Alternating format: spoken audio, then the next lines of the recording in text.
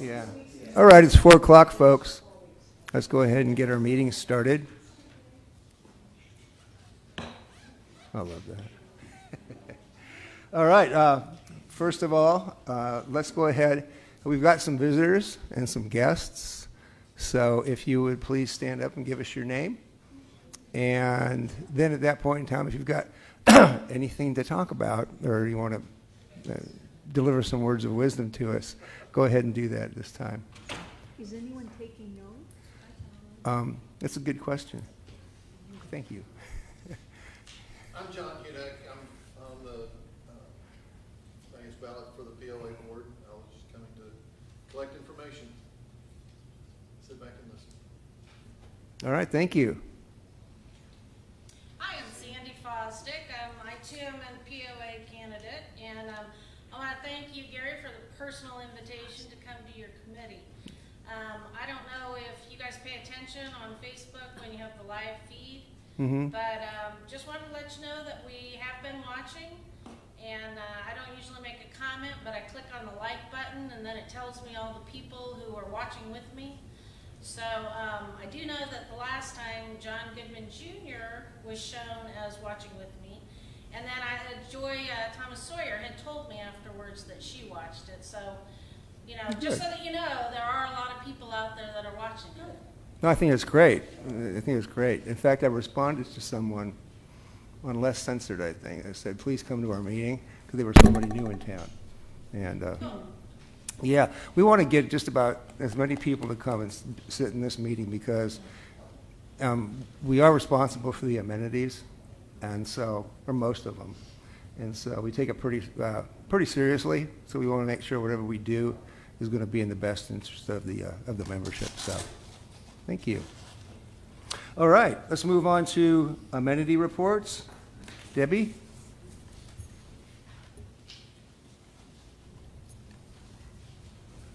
I do the Branchwood Trail and the building. Number one, the trails are in good shape. There were a few things that needed to be fixed this week, and everything's fine. The building is in good shape. One large tree was cut down, I believe. One big dead tree was cut down close to the trail. So anyway, it was necessary. It was great. Areas of review. Jessica and I have been on. Jessica's actually been doing the work the last couple days. She's trying to compare the new March 1st enrollments with last year, and we can't, because March last year was really bad weather. So she went back in February to compare, and just the 3 days that she compared, the land classes, which is really the floor classes, yoga, chair yoga, are up 33%. Which doesn't surprise me at all, because there are people who've thought about it, I think, and this has just kind of boosted them into coming, even though they're buying cards to get in. Swimming pool facilities up 13%, but they added a second class. So I think that's helped. The pool isn't so crowded, it isn't as bad. Exercise rooms supposedly is up 2%, but I mean, my husband goes every day, I go about every 3 days. I can't believe the amount of new people I'm seeing. And they're younger, below 65. But it is younger people, and they're using the equipment differently. It's the weightlifting and what have you. So I'm really glad to see that change. Disc golf, I've been by, anytime there's decent weather, the disc golf, there's always someone out there playing. And the walkers this weekend were incredible. I went by Branchwood a couple times and walked myself, and there was an amazing amount of walkers out there. Okay, that's it for me, because I've got welcome meet and greet, and that'll be later. Okay, thank you. Very good, thank you. Thank you. Ken is out today, so no report on Tyree. Jackie, RV storage in Lake Ann Park. Just the opposite of Branchwood. There's not a whole lot of activity at the Lake Ann Park, but that's expected because the lake is really down. The only thing I did do is when I was out kayaking, I ran into another fellow kayaker and we visited some, but he lived on the lake, and there has been some concern about, and this is moving into the lakes more than the park, but I'll go ahead and bring it up, concerned about the debris in the lake, and so I think that somebody has organized a cleanup on the 21st. And just for information, are we still planning on starting on the 16th? So will that interfere with the 21st cleanup? Well, I mean, it's possible that it could be a little bit, but it I wouldn't expect it to be an issue. Okay, so I think that's the biggest event right now Yes. going on. And, there will be this I've month. spoken to him, and we've taken care of waivers of liability and that kind of thing. Yeah, it seems really organized. I mean, I think it's a great Yes. thing. I just didn't know timing-wise if that would work out, so, but that's all. All right, thank you. Mary is not here today as well to give us a report on Reardon Hall and Complex and tennis. Jan, the Loch Lomond Recreation Complex? Okay, Loch Lomond is in good shape as usual. The restrooms are still okay, but they do need a good power wash. The area in front of the urinal is pretty scuzzy. And also, the soap dispenser in the women's restroom still is not dispensing soap. I put in a request for that. Yeah, I know. a couple I appreciate times. that, Rick. I'll do it again. Okay. Anyway, and so in the men's room, I checked to see if that one was working. It had soap I could see, and so I pushed on it and squirted right straight out. I was covered with foamy soap, and so I tried to adjust the nozzle, but I didn't want to spend a bunch of time in the men's room. On Saturday, there was a group of youth and some adults playing baseball, so the diamond's being used, and the dogs seem to be, instead of in the dog park, which is recovering from the muddy area pretty well until today, I'm sure, but most of them are being walked on the trail. I think it's giving the owners exercise as well as the dogs, so I find that to be true. And lots of walkers, like Debbie said at Branchwood, just lots of walkers on the trail this weekend. And I don't know whether I didn't notice or whether it's brand new, the white rock around the dugouts. It is whiter than white, and I don't know whether it was so gloomy all winter that I didn't notice it was there, but it looks so nice around the ball diamond and the dugouts. And the roof got fixed too, and I meant to mention that last month, and I forgot. But all in all, the staff takes really good care of Loch Lomond Park. Thank you. Thank you. Gun ranges, those are my amenity. 2 Saturdays ago, I went out there for about an hour and a half, spent some good time with Royce and Gary, who they just hired on, as well as Carol over at the Trap and Skeet range. Both ranges are in good shape. In fact, it looked like Royce had been working on making some more stands for targets because they were metal. They weren't just like these pieces of wood that he's kind of, put together, and they just got all shot out. So, which looked good. One of the areas in the review was the bathrooms. Of course, that I know that there's some issues going on there with the plumbing and some of the other things associated with the tank that backed up. So, when you have anything new on that, you can let us know because. I'll talk about it when we're out. Okay. All right. And I had a lot of member interactions. I had a lot of Sportsman's Club interactions. And I had also interactions with Shiloh Christian. Their shooting club was out that Saturday with about 60 kids. Yeah. And so when you think about the money associated with that, to have 3 flights and just to get in, so it's about $26 per student. And from what I'm hearing and what I'm seeing, there's more and more schools that are forming teams. And Farmington's been coming up here recently as well. So it's one of the only certified ranges. I think we were talking to John, and he said, I think Little Rock's the next closest one. So that and the Sportsman's, they had no shoot on Saturday, but I know I've been out there on Sundays before, and I know you can talk to probably more of that. But one of the things that became a question for everyone, it was based on this 2020 plan. How are things going to shake out based on the way that we have run the gun ranges? So we will be talking about that a little bit later today, and it's on the agenda for new business. Okay. Thank you.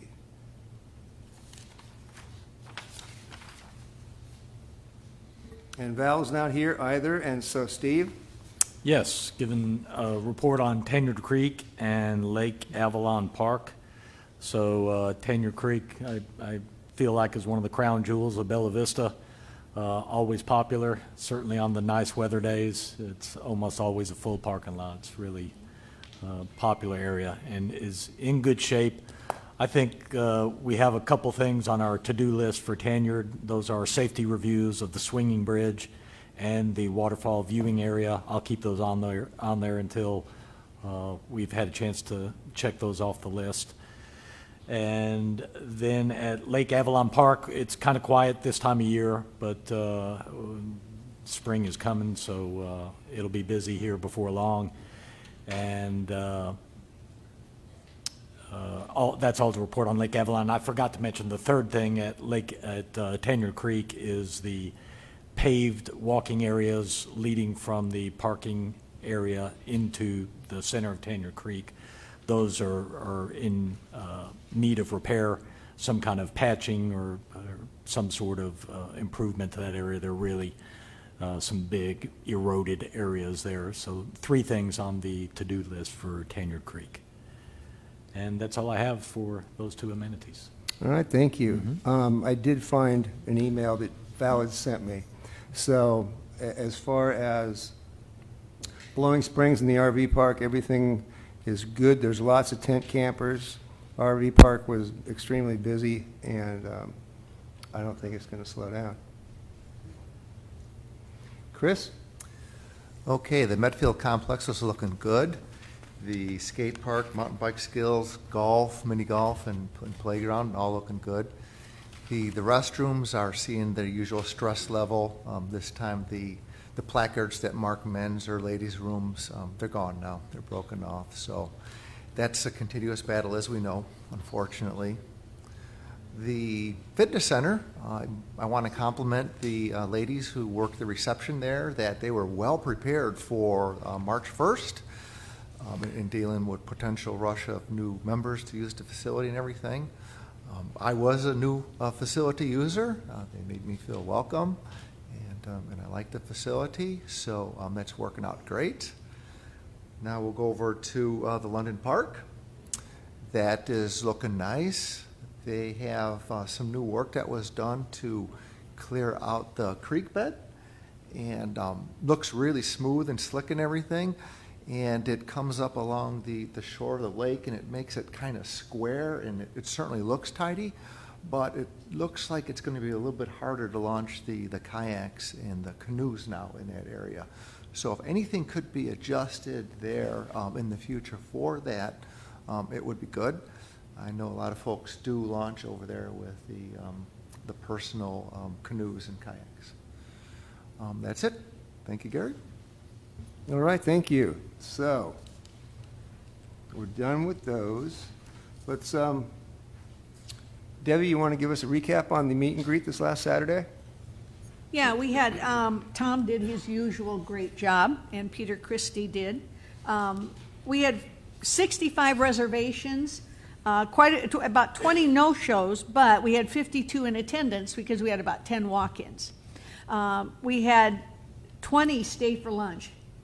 So that was Tom's idea, to delay it by a half hour. And we had 3 tables, and we put one person, Gary, and poor Judy, you were coming in for a nice lunch, and we grabbed you and said, congratulations, you get a new table to sit with. Anyway, it was wonderful to sit with these people. And the couple, one of the main couples I sat with, had moved from New Jersey last week and have been in touch with them. And so, literally, we have 17 states represented, 6 from California, 6 from Texas, but everything else. And as far as Japan, we had one gentleman, he was in Colorado in the service. But anyway, he's excited. And he works at Macadoodles. He's been here, 6 weeks? 6 weeks, and he's worked 4 weeks. So he's here to help promote Macadoodles. So he was promoting Macadoodles. Didn't need much promotion. No, but it was interesting because the new people don't know about Macadoodles yet. So he was promoting Macadoodles for sure. Lot of different questions this time, and I think Tom would agree. It was interesting because, you know, last time we talked about the 2020 plan but the questions that came up this time, you can tell it's younger people moving in because they're concerned about Cox, AT&T, fiber optics, all this kind of stuff. And Peter knows, I mean, Peter was in that business, so he was able to talk to them way above my head. Unfortunately, I think it was kind of way above a lot of people's heads. But anyway, they discussed it, and there were a lot of people that were concerned about the communication ability here. And I mean, my neighbor had to pay $5,000 just to get Cox, right down the street from us. But they have you over a barrel, so what are you going to do? Also, Tom talked about the Forestry Service coming in, and I would like you to touch bases on that, Tom, when you want to do it now, or your report, or what, but. I'll do it during my Okay, report. okay. Lastly, and these questions have come up, I've had 4 questions on this. We could discuss it now, but we have several people who've rented, they don't know if they're going to build, they don't know if they're going to buy or whatever. I would like to know the process. I have one couple that have rented now for 9 months. They're changing their license to the rental address.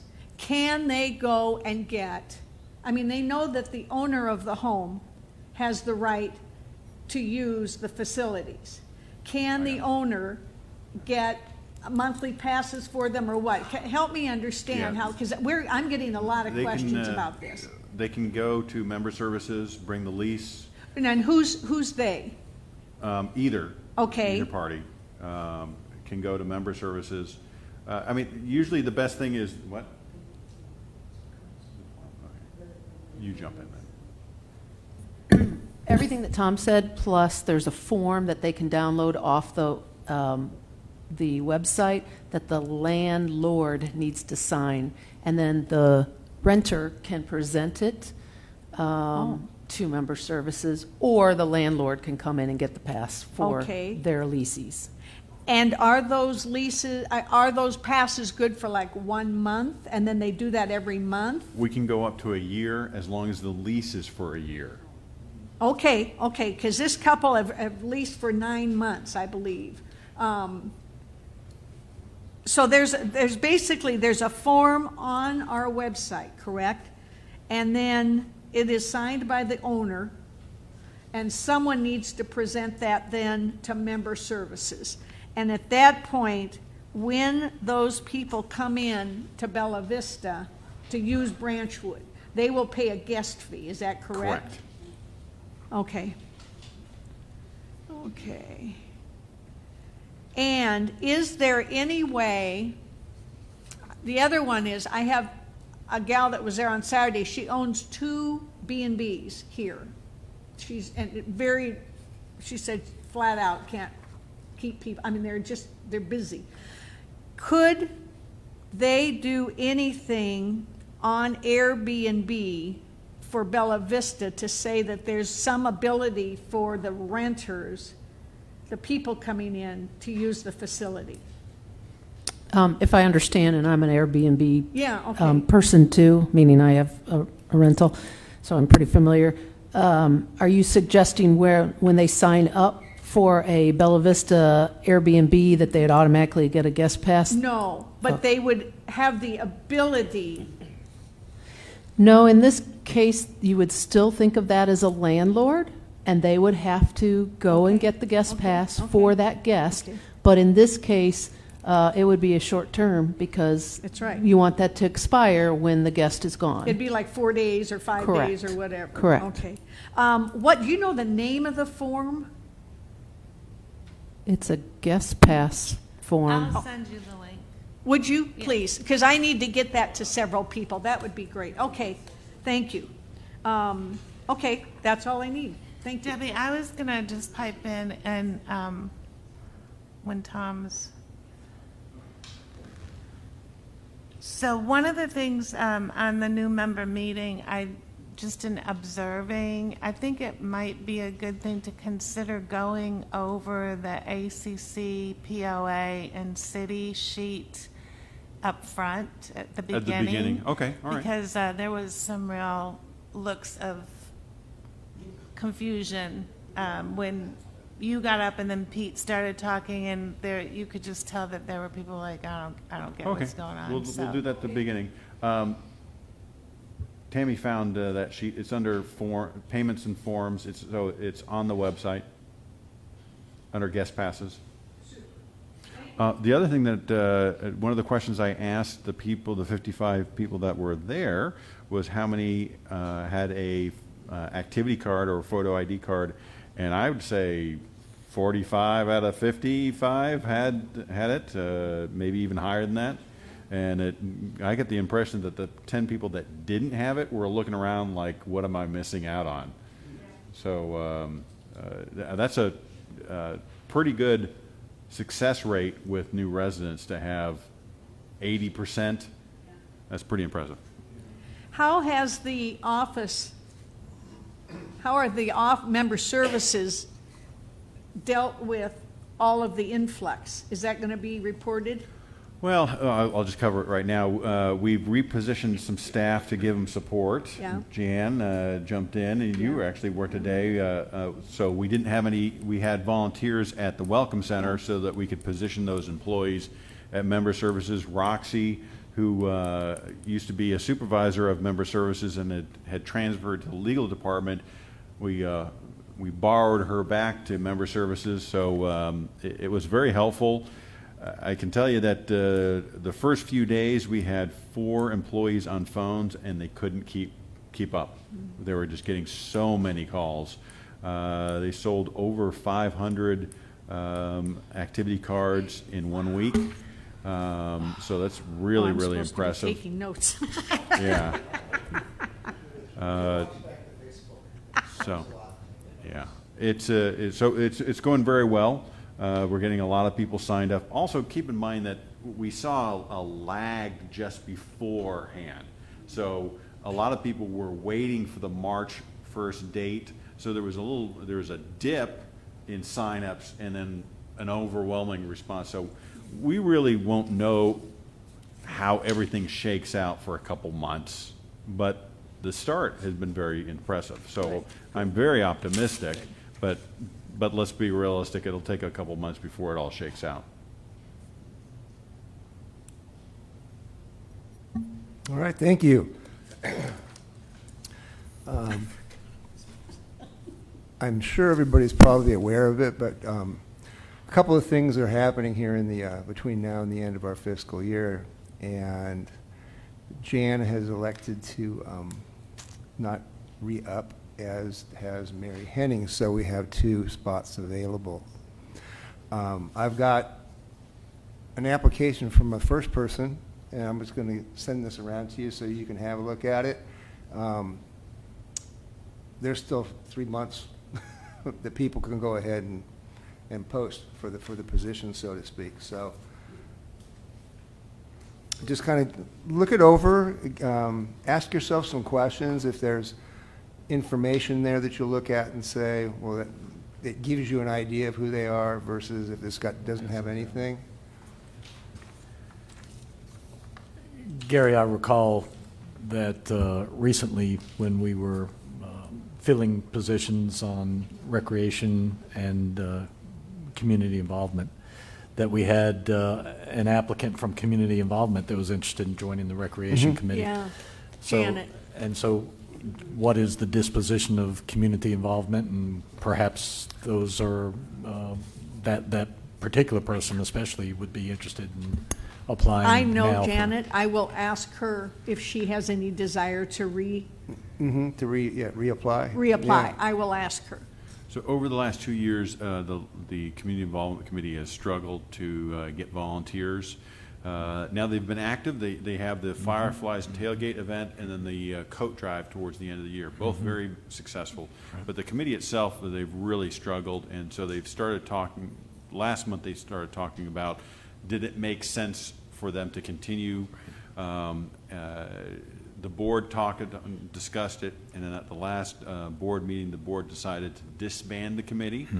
With that being said, management is going to take on the responsibility of those 2 successful programs, and we went to all those volunteers and said, hey, if you'd like to go to another committee like recreation. So I had been encouraging that one volunteer to consider coming over to the recreation committee because she's tried her best and been very involved in the community involvement, but it just wasn't to be.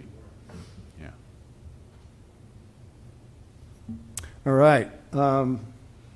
In new business, Joan, you want to go with the paddleboard camp first, and then we'll dive into the Why don't we go with mine, because they're all kind of similar. interconnected? Yes, they are. All right, let's move right.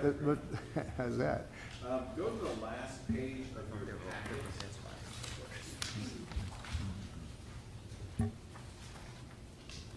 So, with the approval of the assessment and the 2020 plan, so now we have kind of these new rules and new laws, and now those are created in a larger, a 30,000 foot basis, and now we're asking the committees to help us further define what everything means. Okay, we know it on a general basis, but we need to know it on a specific basis.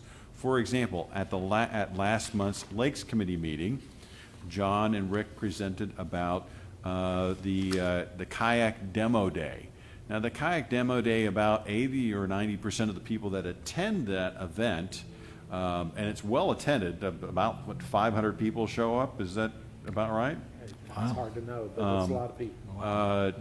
About 80 to 90% of the people that show up are property owners, but there are non-members that attend, and so we had to go to the Lakes Committee and say, what do we want to do? Can we continue to have this event even though it's going to have non-members in attendance at the lake? Is that going to be a problem?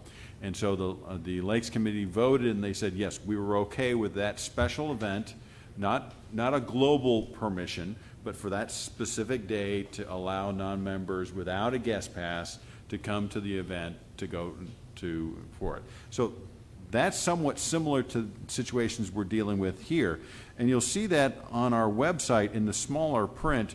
That language is taken right off of our website. And it talks about the POA would continue to allow a select number of competitions, charitable events, business outings, and so forth. For example, each year at the gun range, the Trap and Skeet, we have the Cancer Challenge. And so that's actually what we were thinking of when we wrote this passage. But now we have a little bit more specific instances, and we would like the guidance of the committee on these. So the first one is, for the last several years, the POA has allowed high school teams to have competitions at the Trap and Skeet range. Okay? Now, some of these kids are property owners, and some are not property owners. All right? And the not being property owners is really the central issue. Is that going to be a problem? And so the question is, should the POA continue to allow such events since they are considered competitions? And competitions was referenced in the paragraph above. That's a little bit, in my opinion, a little bit of an easier one, but let's go to the next one. Next one gets a little bit harder, and they go in progression of getting harder. The next one is, okay, we have this high school teams, but we have high school players, participants, members of the team. They have varying practices. Sometimes they practice together, and sometimes they practice individually. And I think we would want to make sure that these participants have adequate practice. What happens with them? Now, we charge them. We charge them when they have the competitions. We charge them when they practice. But many of them are not members. So this brings up, should the POA allow high school team members to practice on their own? Should the team members be given guest passes to use the Trap and Skeet field? And we would limit the guest passes to just gun range, so they can't then take it and go over to the beach or something like that. And then the last one is a little more challenging one of also. The Sportsman's Club has been around for years and really helped create the trap and skeet field. If it hadn't been for the Sportsman's Club, we probably wouldn't have a trap and skeet field. But what do we do about the 75 members of the Sportsman Club that are non-members?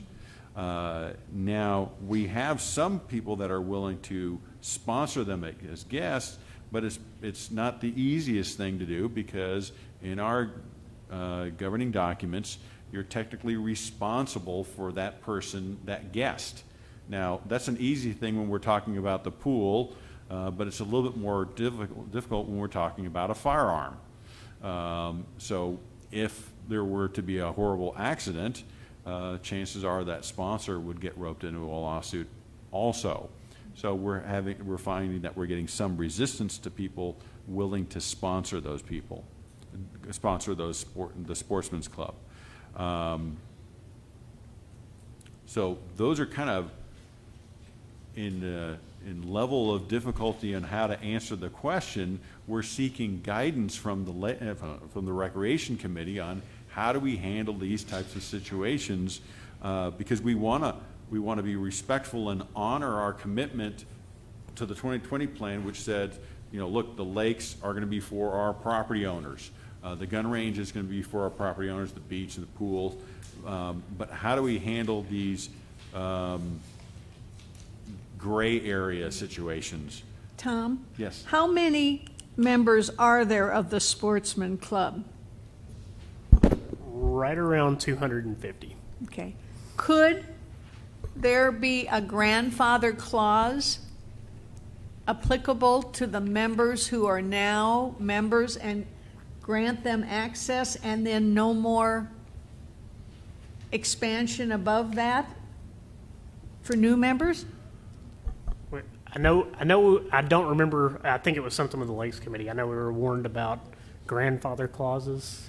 Yeah, I think we would want to stay away from a grandfather clause. I think we want to probably look on the merits of each individual situation. If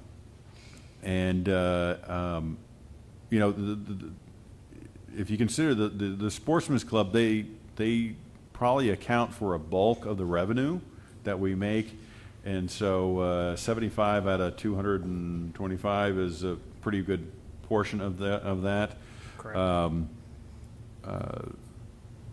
Did that answer your question?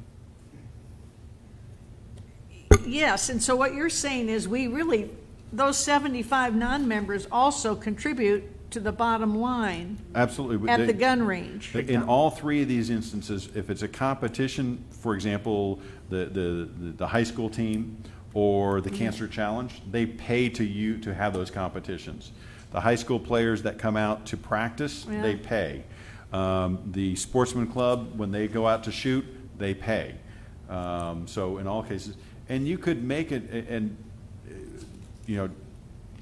Rick and John and I have had this conversation. You could probably make a pretty good argument that on the 2020 plan brochure, where we had the gun range on the members only side, we probably should have had it on the other side, but by the time we noticed that was an error, we already had committed ourselves, and but you could argue that it should have been on the other side of the page. If I could thicken the plot just a little bit, because my scenario definitely falls in tandem, as Tom mentioned, but I want you to think about it this way, which is not exactly the same for the sportsmen, but it's definitely for the high school teams. So my situation is we've been doing a paddleboard camp at the beach for the last couple of years, and it's a small camp in that it's a very one-on-one, it can't be big because of water safety. It's very successful, but there have been outside people attending it along with our members.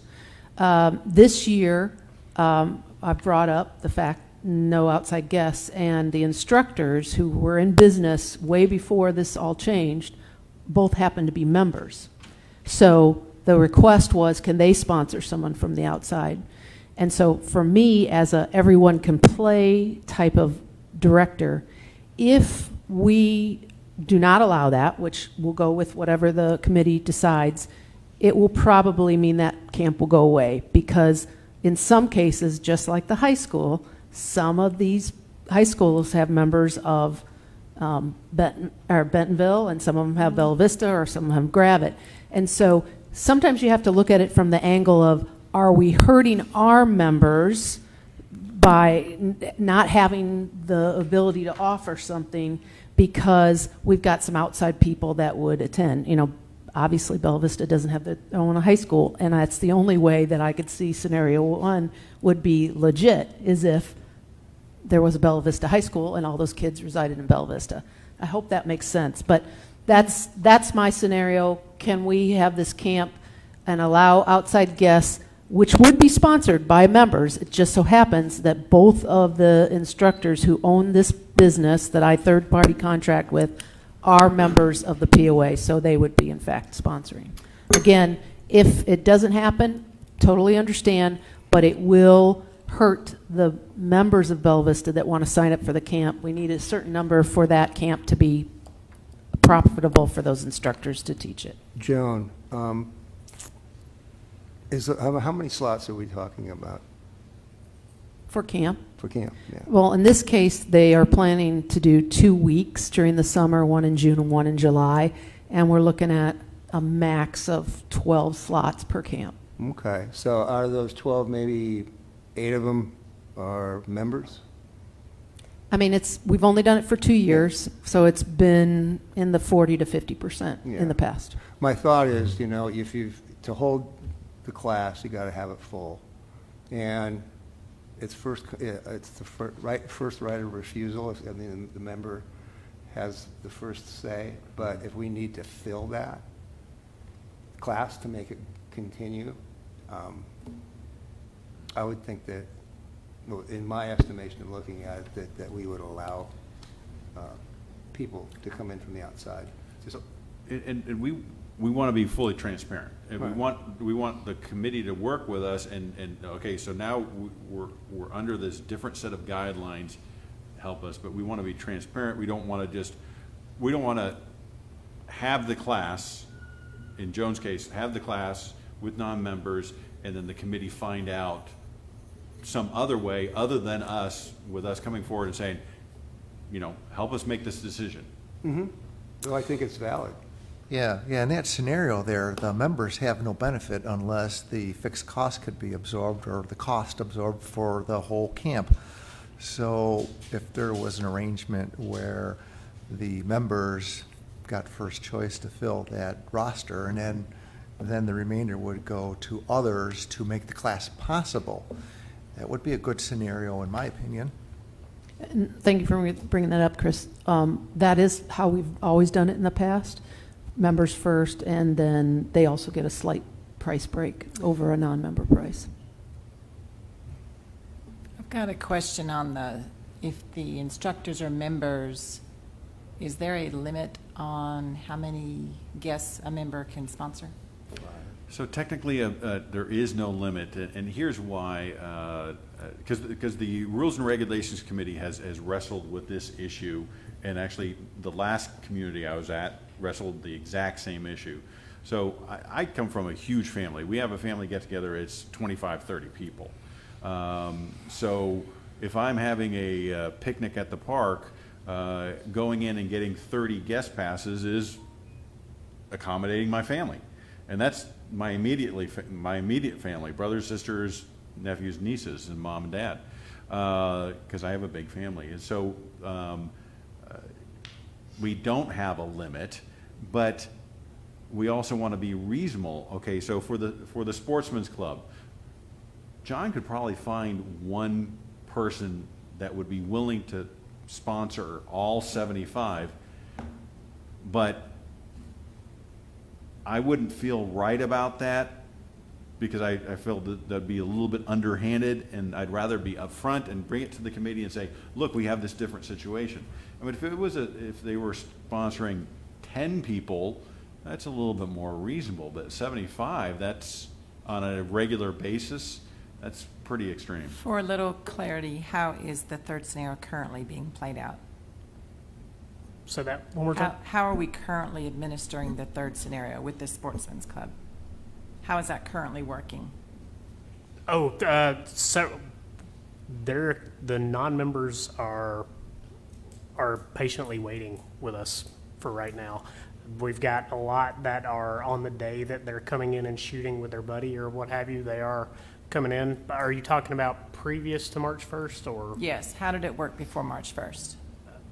March 1st, they just came in, but we allowed them to shoot. Before March 1st, Had a category. we did not require a guest pass Yes, at the gun correct. range. And then you charge them appropriately. You charge Right. them a guest fee. Correct. Yeah.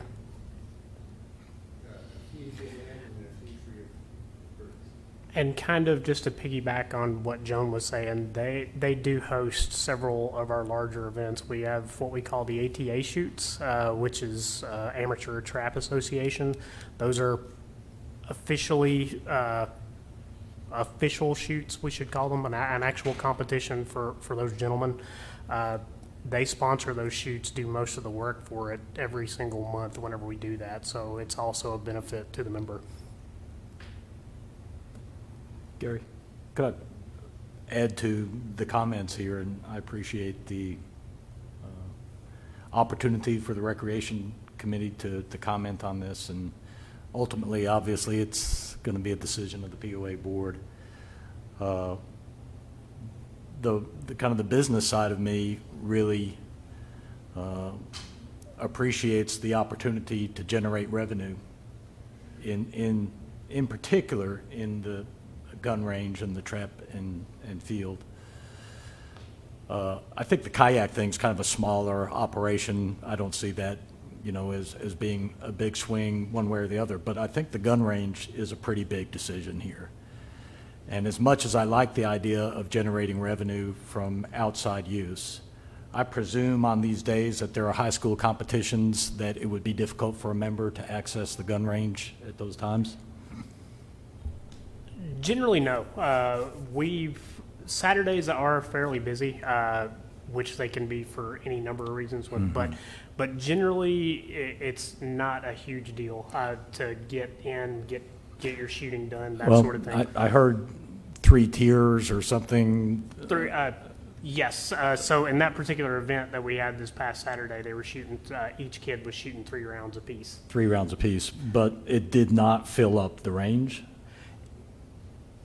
No, not completely. Okay. So the way our range is set up, we can operate in a number of different ways. What we try to do is we try to keep 1 field open for skeet, 3 open for trap. We just expanded the range this past year to kind of allow us more latitude. Fair enough. I think my bottom line comment on this then would be, given all that we've been through recently as an association, given the 2020 plan and how it was structured, and the wording is very clear in what was kind of put into the 2020 package, and that is, with regards to daily usage not associated with an event, non-members will be prohibited from using the gun range and trap and skeet field unless they have a guest card or are a member.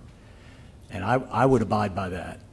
I would not, because I think what we're talking about between the 3 things together is opening up the gun range to the public.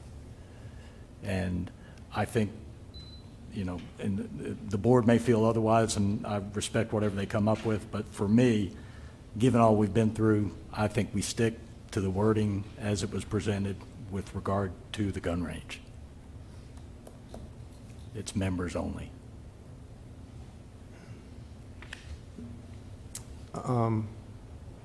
Golf's a revenue stream, and so is tennis, and those have outside people that come in all the time. Tennis does also? Yeah. Yeah, non-members playing tennis. Yeah. And understanding that this is the uniqueness of this, it falls in a revenue stream it's always been a revenue stream from outside. And the thing that I look at when I look at this and I understand the numbers, and I'm sure you could give us some numbers, like in 2019, what the revenue was. Right. So we see what that looks like, how much that is. I see this as like golf and I see it like tennis. I mean, because we may not be, if we don't have enough membership to keep it open, then it just might close as well. And this may be a weighty enough issue where the committee, I don't think John wants to hear me say this, but this may be a weighty enough issue where the committee says, look, we need a month to think about this, so because I don't want to push the committee into making a quick decision one way or the other. We just want to present the facts and let the committee make an informed decision. But if a decision can't be made today and it's more reasonable for it to be handled next month, totally fine with Yeah, that. you say decision, and I'm sure you're meaning a recommendation. We Well, can't make this decision, I presume. So open according up to the our gun range. policies right now, is the way our policies are written right now, it's at the recommendation of the committee.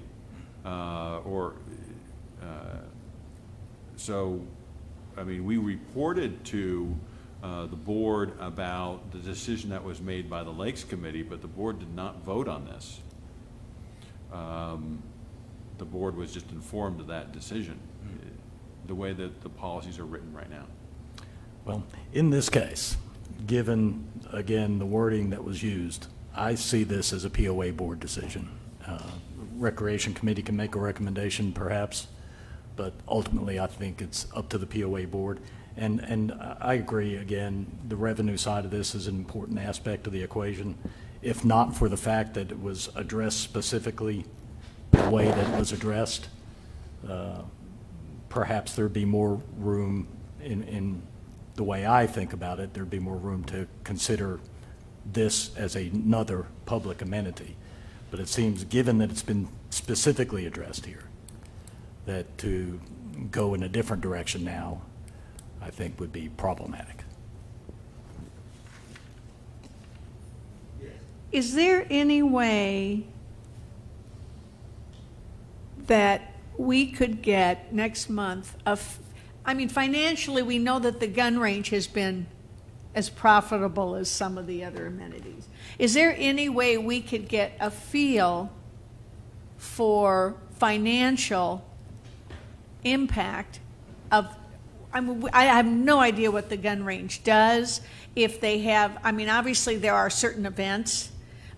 If there's some way that we could get a feel for what we're talking about, outside events, that type of thing, John, that would really maybe help us understand what we're talking about.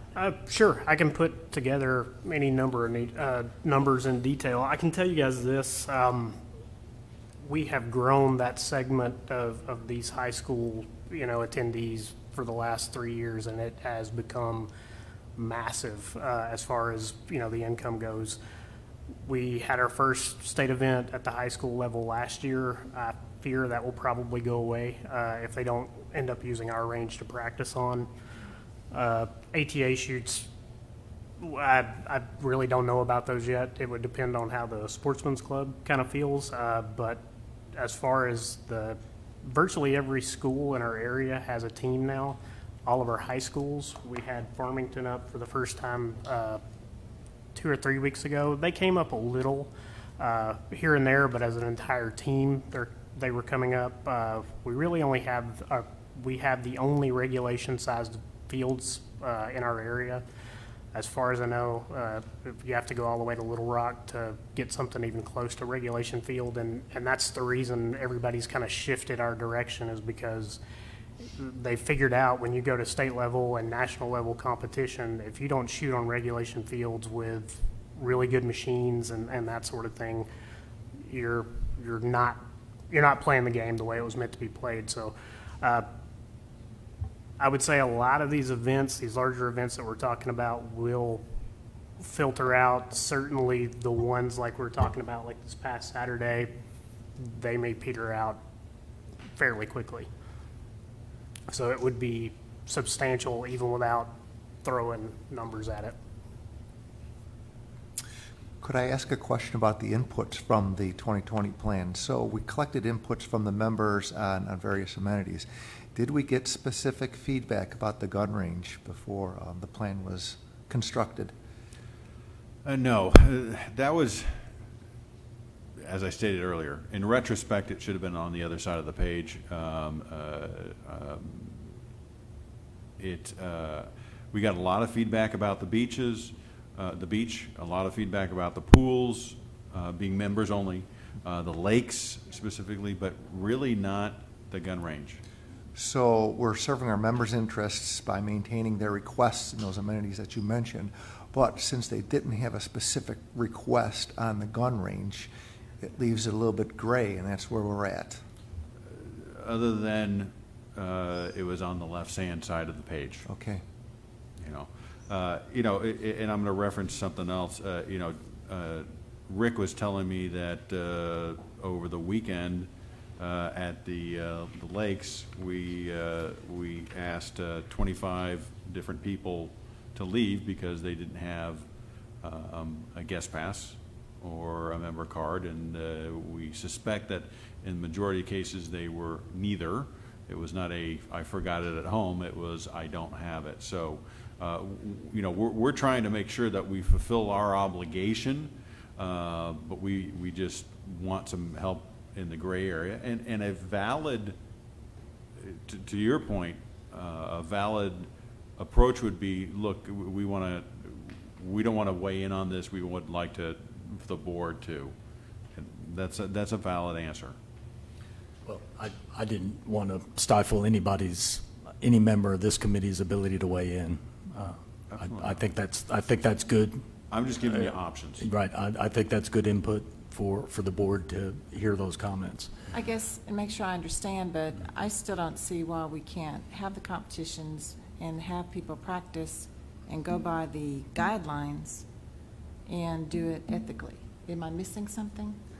Can we not have members sponsor the guests to come practice? And it doesn't have to be, you don't have to have one person do 75 on that other, but on these high school, I'm sure there's some Bella Vista students who can sponsor team members to come practice. Maybe I'm missing a key piece here. No, you're correct. The question just becomes, well, how many members is too many, or how many non-members is too many members for someone to sponsor? And that's the reason why we've kind of arrived here, is because we know, I know I could find one person that will sponsor 75. I know I could find one person that would sponsor 25 or 10 or what have you. So that's the reason we've kind of arrived back here to put the ball back in our court, so to speak. Yeah, I referenced earlier that I think, in my opinion, 10 is reasonable. 75 is not reasonable. Where's the line? And as opposed to having a single member sponsor 75 guests, and for the recreation committee to find out by any other means other than us, I'd rather bring it to your attention as opposed to begging forgiveness in the future. And then there's one other issue that I've kind of ran into with people signing up for guest cards is kind of the legal language that we were talking about, where I'm now responsible for that person, which is one thing. Some people are a little hesitant to be responsible for a person, but the other side of it is whenever you give someone a guest card, now they have access to everything rather than just the gun range. So in the case of some of these members, they look and they go, well, I'm here virtually every time he's here. I'm completely fine with it, but I don't want to give him access to everything because then I can't watch over that person. I don't know how they act on a boat, things like that.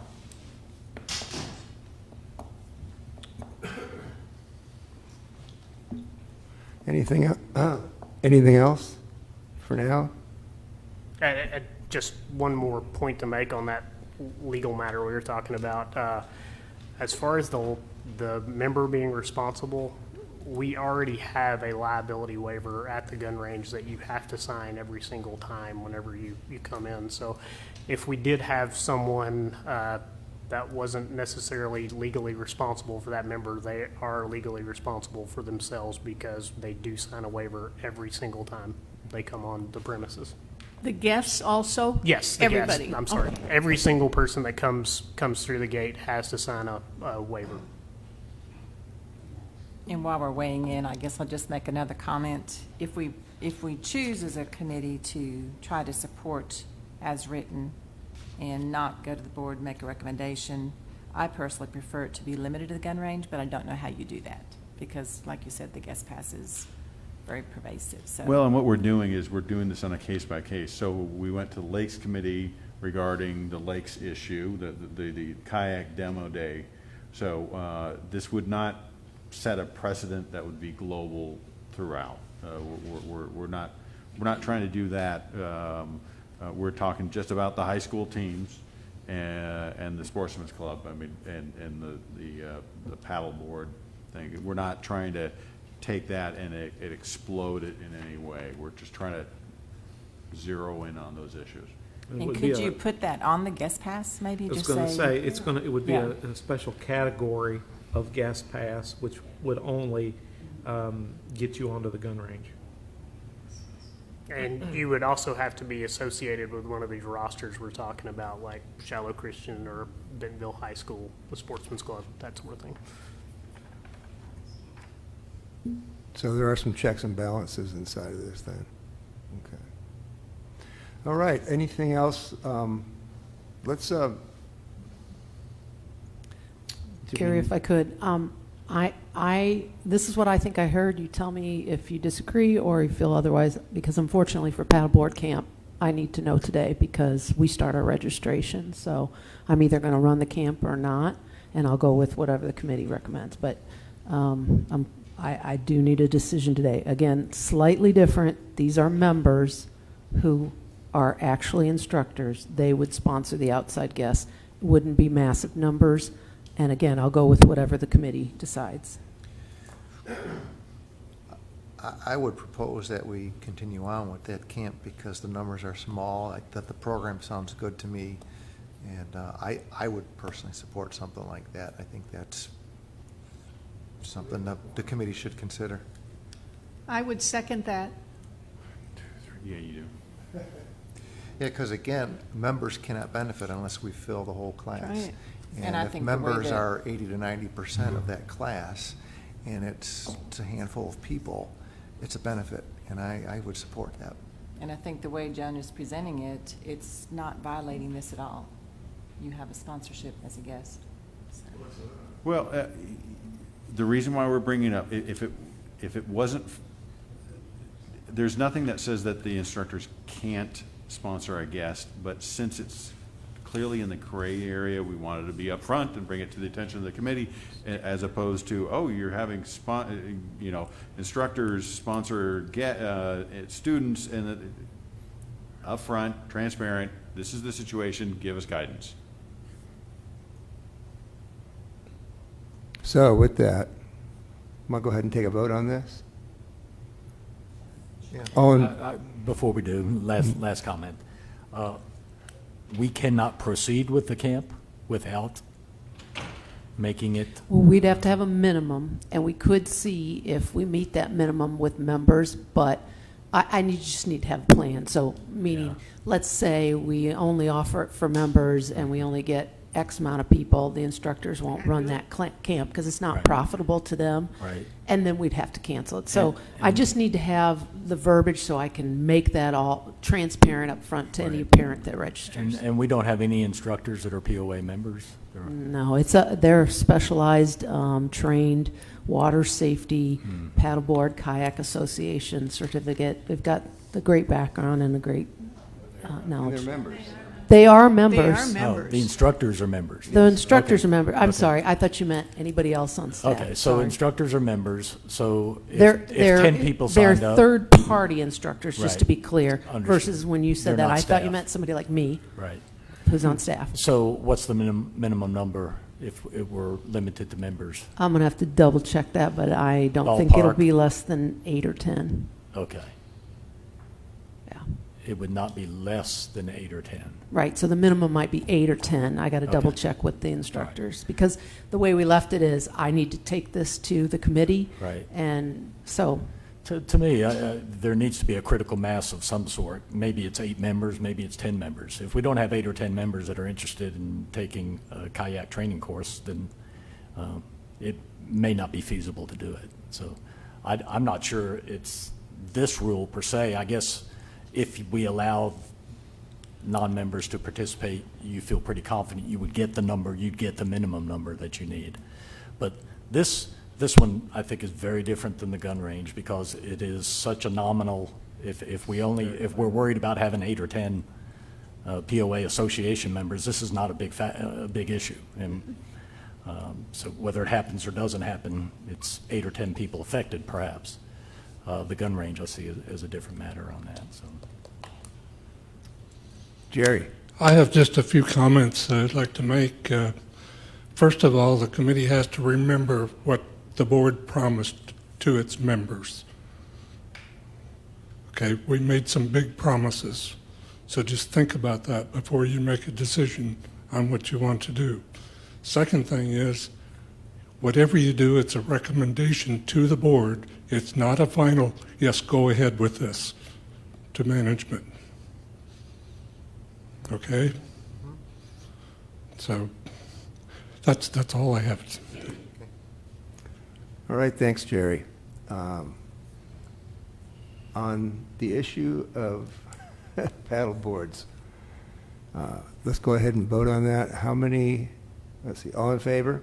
Wait, all in favor of what? Allowing the process to take place as, this is how I would phrase it up. Are you okay with allowing an instructor who are our member to be the sponsor of said outside guests, if there are any that want to attend? Okay. all right? In favor? Opposed?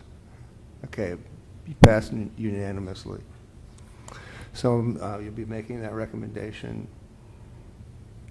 Okay, very good. As it relates to the gun ranges, I think we might agree that we want some additional information to give us a little bit more clarity about this and see exactly what falls in and falls out of it.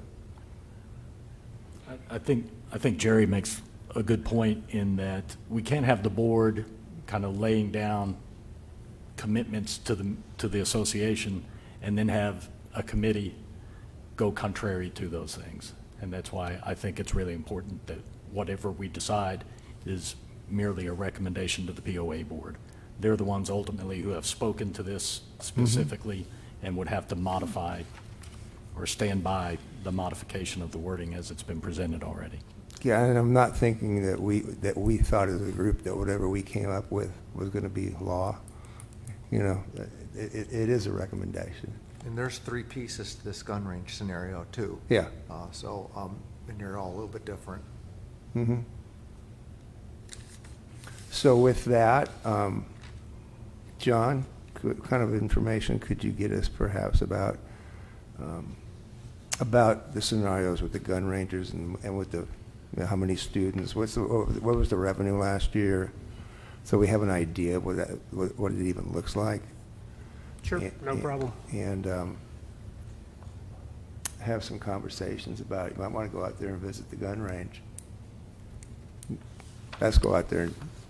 It's my amenity, so I'll go out and do it. But you'll probably get some good ideas about what's going on that way. So just to reiterate and just for clarity, we have 3 different scenarios outlined.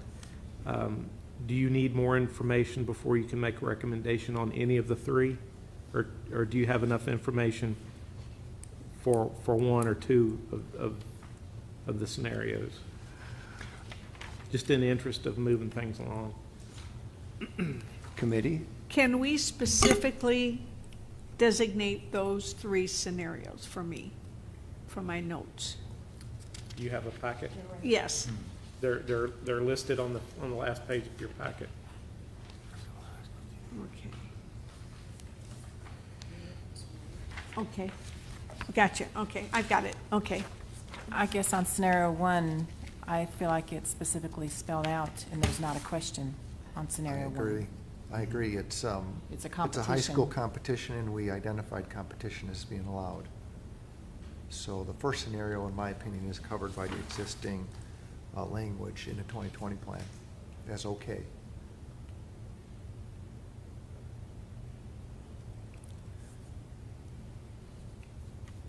The other two need discussion. More. Would you be willing to vote on the first of three today? Debbie? Jan? There's three, yes, there's three scenarios? Yeah. Yes. Is there a time Okay. constraint necessitating breaking this apart, or do we have the luxury of the time to look at everything together? I think that Rick Yeah, and- sooner the better, Yeah. because Okay. we've got these competitions all over the place, and we start Starting planning to right come. now. Okay, understood. somebody want to make a motion to move that we? All right, so, I'll second that motion. So Okay. what is it exactly we're voting on then if it's already allowed for? And you're voting on the first scenario. I know, but it's already allowed for, so. Well, we were asked to provide input on all three Okay. of them, so we that's might what as we're well. doing. We're providing input. Yeah, All right, that's what fair we're enough. doing, so. Fair enough. All right, so all in favor of the first scenario as written? Okay, opposed? And so that one's good. Now, as it relates to the other two, maybe get some information about those. And I would say because it is time sensitive, you get it out to us, just send it to everybody on the committee so we can review it.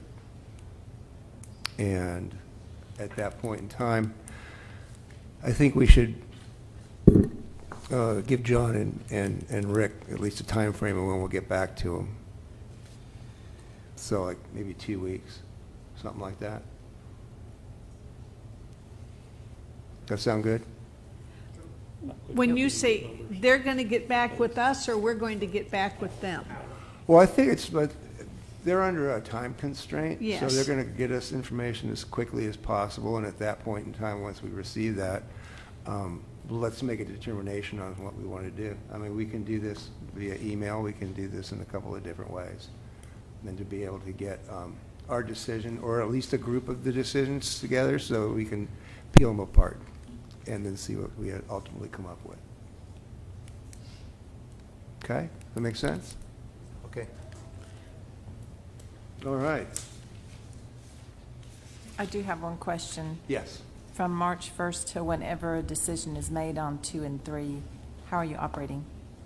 We've got a lot of events that are going right now, and we're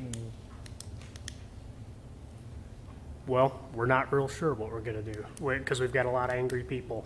One thing that has happened as a result is we've got people that are kind of on standby, Sportsman's Club members that are members that see their members walk through the door, and they're kind of standing there specifically going, "Yep, he's with me," that sort of thing. Other than that, it's just been kids with events so far, so we've been kind of safe in that arena. Of course, if you've got no affiliation and you're a non-member, then they've been turned away, and we've had several people that are fairly angry about that, mostly because, as we've talked about before, the trap and skeet range has never been run in this way. So since the since the 80s, the people have kind of come here to shoot their trap and skeet, and now that's not a thing anymore. So that's where we're kind of getting some pushback there, but they just simply can't shoot. Not so much a big deal over at Rifle Pistol because that's never been members up until recently weren't or guests were not allowed over there up until very recently. All right, thanks for the discussion. We got a couple of quick things left. Tommy, do you have anything else? Need for staff report or Yeah.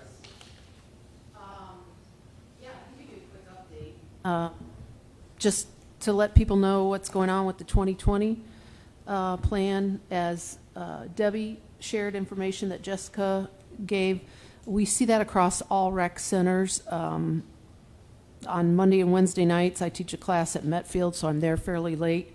Last week, we had 10 people outside of the class who were working out around 6:30, 6:45 at Medfield, which you all know is our smallest fitness center, and all of them were what I would put in the new category, meaning they're not regular there. I'm there every Monday and Wednesday night, so those are new people. We're seeing a lot of people still come in for tours to decide whether or not they want to purchase their activity card.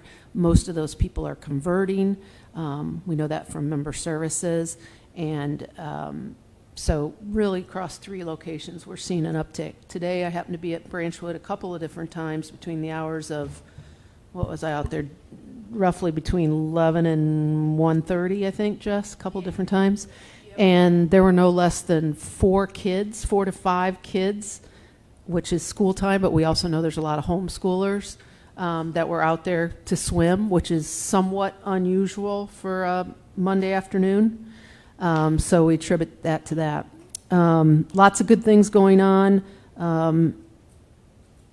Steve mentioned the beach. If you go to the beach now, you will think, wow, that looks terrible. Remember, we got a lot of last-minute storms last year, so we have debris on the beach. We have sand that will be added to the beach before opening, but last year, a week before we opened, we lost about 1/4 of our sand due to the major storm. So I'm going to be holding off on quote-unquote cleanup and repairs till the last minute to be financially respectable to possible Mother Nature. Just also one FYI, just because you guys are all in the know and many people reach out to you with their comments and concerns, we did yesterday have in the storm a cable break at one of our docks out at the marina, and it's going to be repaired Wednesday. We are aware that it's moving, and so some people might be nervous if they have a boat there. But I did talk to one of our vendors who has worked on that dock, and the middle cables are secure, and that's to help in these situations. Gentlemen can't get here until Wednesday because a bunch of docks broke free on Table Lake, so it happens in the storm. So we'll be doing that. Were you going to add something, Rick? I was just going to say, and the good news is the wind is supposed to subside tonight. So yes, great. Thank you.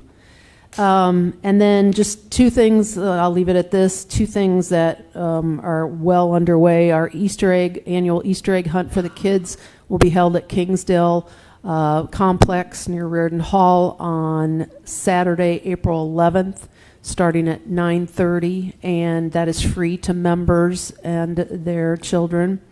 And the following week is our spring bazaar, and we combo that, which is why I brought up the paddleboard today, we combo that with our kids' summer activity registration day. So that's when families can sign up their kids for swim lessons and all that. So, and spring and summer is right around the corner. And that's it for me. Thank you, Rick. You have anything else? Yes.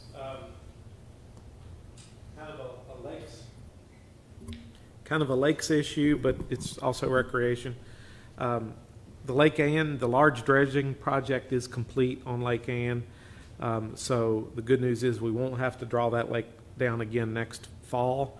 What we're doing right now, we still have it down, it's about 8 feet actually.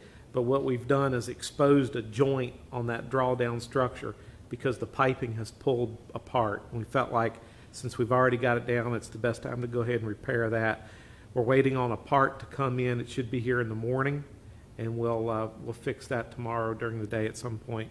So once that's done, then we can let the lake come back up to about 6 feet, which is what we had originally intended, and then next Monday, we'll close the valves and let it come back to full pool. We had another delivery of trout on February 27th. It was a little bit late last month, but that was a scheduling issue. Our signs related to the 2020 plan, a large portion of those have been posted. We still have a few more to post. we've had an issue at the overlook at the Lake Windsor Spillway. It was a safety concern. It's kind of where the bike trails interface the previous overlook. Part of the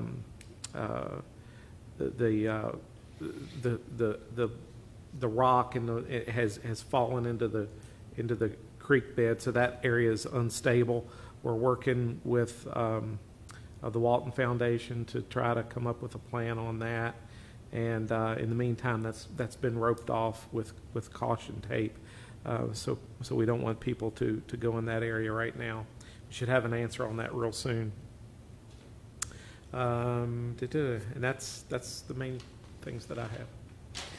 Just one more thing I forgot to mention, that the marina opens for the season on Tuesday, March 17th.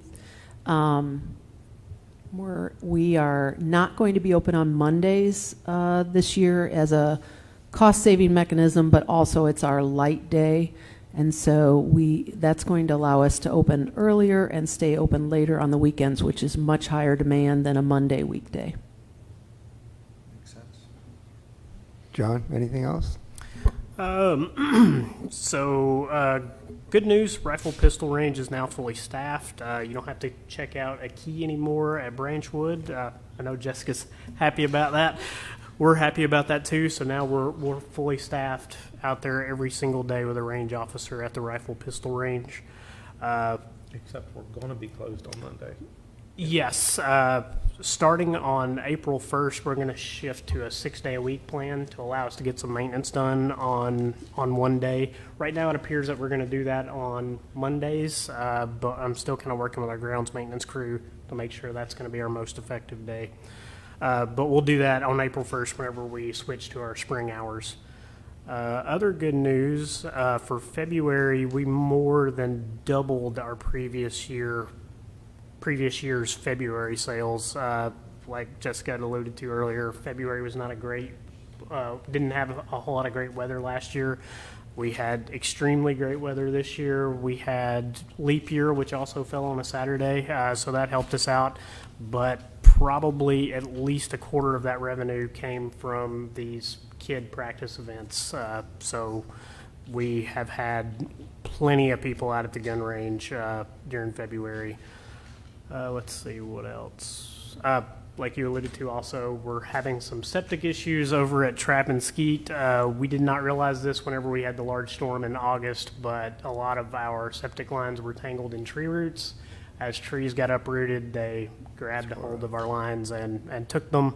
It's taken it this long for it to actually cause an issue, even though we had a wrecked septic system all this time. But so that will continue to be an issue until we can get it fixed. It's going to require a lot of heavy machinery and that sort of thing to get it fixed. So we've got porta toilets out there for right now, which nobody's happy about, but that's what we've got to do. And then one other interesting note on good news, especially over at Rifle Pistol, normally what we see on any given weekend is we see a lot of people that are members but non-photo ID members. And on this first weekend, since the 2020 plan has come into effect, we have seen it heavily skewed towards photo ID, so that's a really, really good thing. Looks like a lot of people are taking advantage of activity card, not photo ID, of the activity card. So other than that, that's all I've got. All right, thanks. And Judy, marketing department. We're good?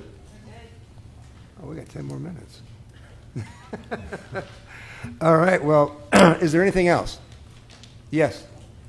I'm still confused about what we're going to be doing between now and our next meeting concerning the gun range and how we're going to approach any decisions or recommendations. Gary, maybe you and I can get together and write out some guidelines for the committee to talk about.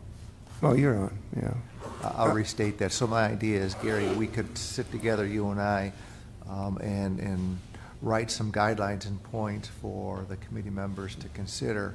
and reaching the decision on these 2 points for the gun range. So we could do that in the next couple of days and send that to the team. Yeah, and in the interim, we'll get some facts and figures from John that might help support either one of those Right. in any way that it does. So, I can have a lot of that financial information to you guys by no later than the end of tomorrow. I think I could almost quote it to you right now, but I don't want to take a chance on being wrong, so I will get it to you by the end of tomorrow. And would that work for you, Debbie, if we were able to do that? And Yeah. rest of I just want to make sure we all know what we're doing, because I don't know if Yeah, we're, that's definitely a fair question, sure. I don't know if we're going to make a recommendation or if we're going to vote. And are we going to do something in the next 2 weeks, or are we going to wait until our next meeting? I think that John and Rick would like to get this process done ASAP, Yeah. and I think it's probably important that we do. So, Chris and I'll chat.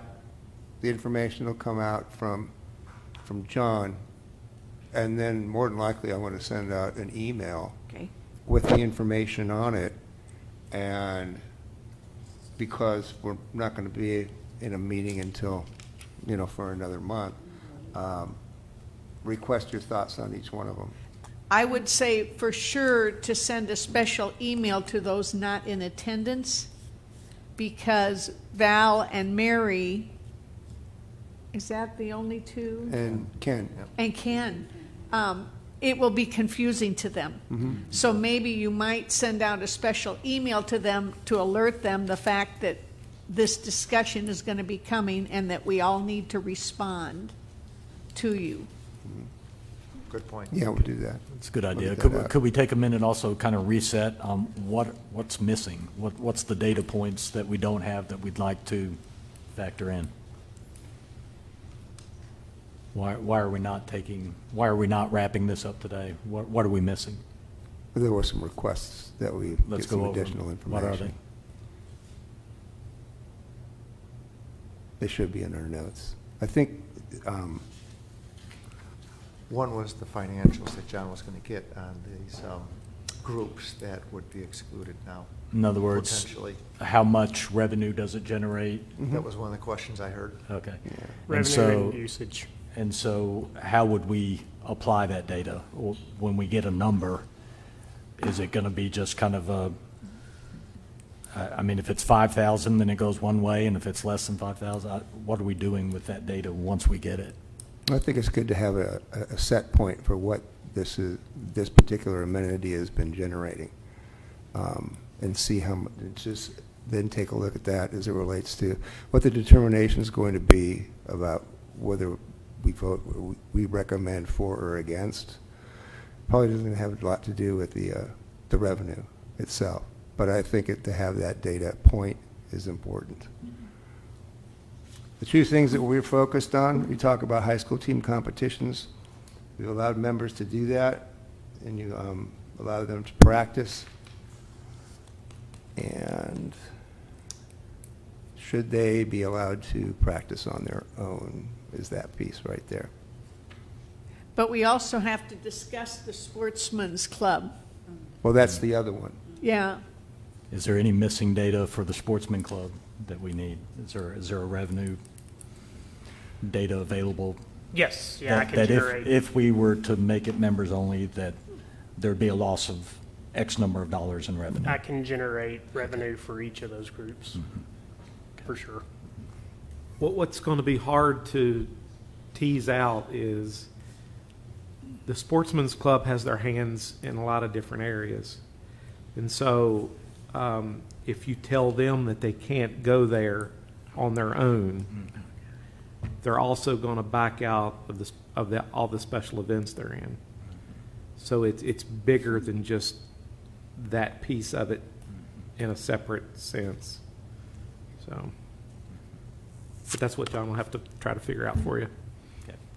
And that even goes for events such as the cancer shoot and things like that. They're not necessarily the people that put it on, but they are huge sponsors and participants into those types of events. ATA shoots and those sorts of events that a member would be able get into would certainly go away. And so are you going to send revenue numbers for each of these events and identify the ones that you think are at risk if we adhere to the wording that was in the 2020 plan? I will try. What I'll probably do is just look at special event revenue overall and try to figure out how many we're going to lose, and then just shave a percentage off of it. I think the larger part of it is probably going to be day-to-day use, but I'm not exactly sure until I really start looking at these special events and figure out which ones could possibly fall apart. The ATA, I'm almost certain would, but that's maybe 6 events, 7, 8 events for the entire year. The others, where everything's a lot more intertwined, that's where it's going to get a little bit more messy, and I'll take some brain power. John, I have a question. When you say the larger loss will be the day-to-day use, are you saying the day-to-day use on the part of the sportsman club members who are not card holders or property owners? Yes, but there is a possibility so we have, like I said, all those groups are intertwined, and you can imagine if bad feelings get spread around, then that's going to impact an entire group of people. What's happened since March 1st? Have you had to turn people away? For the most part, we've had their own members that are there with them. Okay. If you've been non-affiliated, they've been turned away, but their own members have stepped up for them whenever they've been on the ground there. Okay. But the issue is we know that won't happen every single time.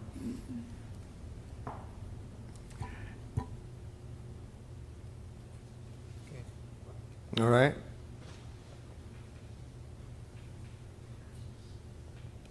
Anybody want to move to adjourn the meeting? I make a motion to adjourn. I second that Second? motion.